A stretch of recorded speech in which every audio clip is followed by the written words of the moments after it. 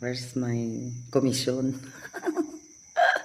Now, as I have mentioned earlier in my podcast, in my YouTube channel, MG Balasbas or Mirna Balasbas. Basta Balasbas. Now, two investments, the gold and the real estate. Now, this is very important because I was dining in Shangri-La, DNB Duck and Beauvais with my dearest pare, Francis Caliboso.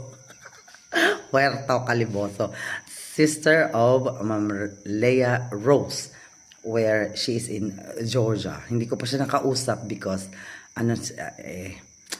hindi ko alam. Kasi ina-unfriend eh. Pagka hindi mo kinakausap ang someone, friend, for about 2 to 3 years, nagbabalik sa unfriend. Sabi ko, in-unfriend mo ako? Hindi. Now, I realized that Meta is closely monitoring who are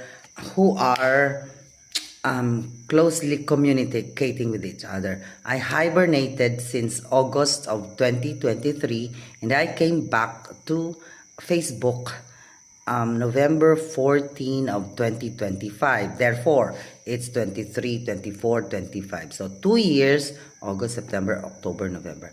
2 years and 3 months that I am inactive in Facebook. Why did I come back? Because I suffered depression and led to being a wool. Now, I'm disputing it and have an appointment with the boss. Who's the boss of DepEd?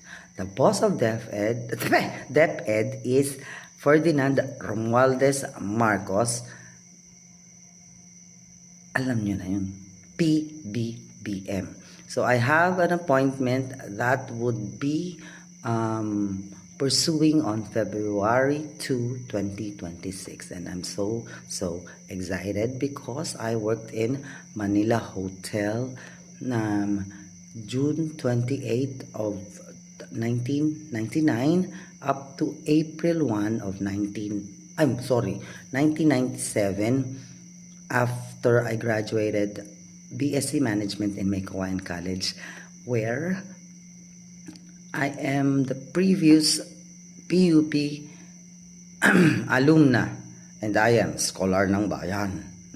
Di ba? Taray. Ang PUP are the most highly